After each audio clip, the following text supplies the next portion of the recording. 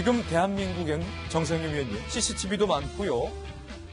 젊은 분들이 이 현금 카드, 신용카드나 아니면 뭐 스마트폰과 신용카드, CCTV 이 세 개를 피할 수가 없는데 강정희 심천우는 이 세 개를 지금 다 피하고 있다고 그래요. 신용카드도 쓰지 않고 있는 걸로 나타나고 있고요. 스마트폰도 지금 안 되고 지척이 안 됩니다. 그러니까 지금 야산에서 이제 사라졌다고 보고 이 아만이 고향이기 때문에 얼른 생각할 수 있는 첫 번째 가능성은 누군가가 돕고 있다, 도피를 돕고 있다라는 이제 생각을 할 수가 있는데, 근데 그것도 그 도피를 돕는 사람과 연락을 해야 되는데 연락한 흔적이 없기 때문에 그 가능성도 좀 낮아 보이고요. 위치 추적이 안 되니까. 예, 그 다음에 또 이제 그래도 열흘간 더 먹고 살려면은 음식도 먹어야 되고 이동도 해야 되고 어떤 생리적인 문제도 해결해야 되는데 여전히 흔적이 없습니다.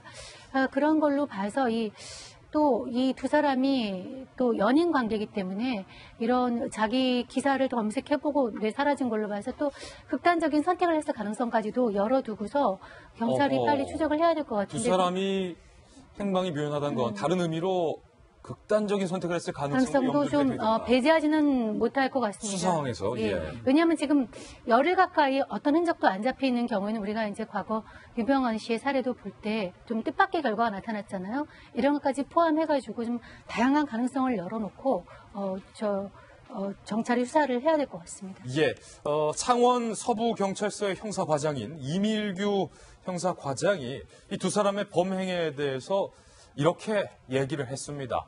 금품을 노린 범죄 같긴 하지만 다른 가능성도 배제할 수는 없다. 들어보시죠. 근거된 피의자 진술에 의하면은 강도 살인이 맞습니다. 맞고 그 진술의 그 신빙성을 더하는 증거들도 있습니다. 그 전에도 이번 사건과 똑같은 계획을 수립해가지고 실행은 안 했지만은 여러 가지 자료를 보면은 단순 금품을 누리는 강도가 맞습니다.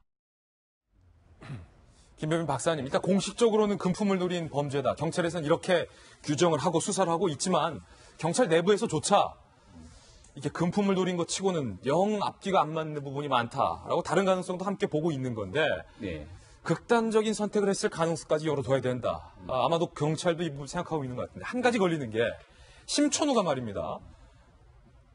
초범의 여성을 죽였어요. 살해를 하고 나서 아무리 살인범이지만 심리적인 압박을 느끼기 마련인데 헤어스타일을 바꾸는 과정에서 너무나도 태연하게 미용실 내의 CCTV 화면을 보시면 알겠지만 너무나도 태연하게 내 머리가 잘 잘렸나 거울을 바라보는 모습들 그리고 저 왼쪽 귀 위에 저렇게 스크래치를 낸다는 게 요즘 젊은 친구들 고등학교 젊은 친구들이나 하는 행동인데 이 심리 상태가 굉장히 좀 멘탈이 강하다. 상식적으로 이해하기 어려운 부분이죠. 만약에 도피를 피하는 과정에서 일부러 머리를 좀 자르고 변장할 거라면은 저는 스크래치를 내서는 안 되죠. 왜냐하면 눈에 띄니까. 눈에 띄기 때문에 스크래치를 낸다는 게 변장의 과정이라고 보기 좀 어려운 측면들이 있고요. CCTV를 보게 되면 이 묘하게 말씀하셨던 것처럼 좀 멋을 부리는 모습이라든지 살짝 미소를 띠는 모습을 볼 수 있는데 그러니까요. 살인이라고 하는 엄청난 범죄를 저지르고 난 바로 다음에 있었던 상황으로 보기에는 도저히 믿을 수가 없는 상황이고 예를 들어서 정말 금품을 조금 뺏으려고 하다가 저항하는 과정에서 우발적으로 범행이 이루어져서 살인이 됐다라면은 그 죄책감이라든지 불안감 때문에 도저히 어떻게 할 줄 몰라하는 상황이 있어야 정상이라고 지금 보는데 태연하게 머리 스타일에서 만족을 하고 있는 것 같아요. 그다음에 연인인 강정임과 함께 오늘 머리 잘 됐는데 굉장히 태연하게 연인처럼 자연스럽게 현금으로 결제를 하고 지금 가지 않습니까? 신용카드를 안 썼어요. 신용카드 안 썼죠. 굉장히 좀 치밀한 모습들을 볼 수 있는 거고 범행을 준비하는 과정에서도 자동차 번호판까지 준비를 하고 가발까지 준비하는 모습들을 봤을 땐 단순하게 금품을 좀 빼앗기 위한 강도로 보기에는 여전히 석연찮은 부분이 있다. 근데 그럼에도 불구하고 최근에 나왔던 또 특이한 정황이 몇 가지가 있는데요. 저 두 연인이 과거에 골프장에서 캐디로 근무했던 경력이 있다는 겁니다. 그러니까 이제 일각의 의심에는 혹시나 피해자와 과거 캐디로 근무하면서 본 적이 있었던 상황이 아니냐는 의심을 하는 사람도 있고요. 아니면 피해자와 일면식은 없는 상황임에도 불구하고 과거 캐디로 일했을 경우에 골프를 치러 온 손님으로부터 뭔가 안 좋은 그런 감정이 있어서 이거를 이제 소위 말한 돈이 많은 사람들을 대상으로 한 그 계획적인 범행이 아니냐. 그래서 과거에 지존파 사건을 또 떠올리는 사람들이 있거든요.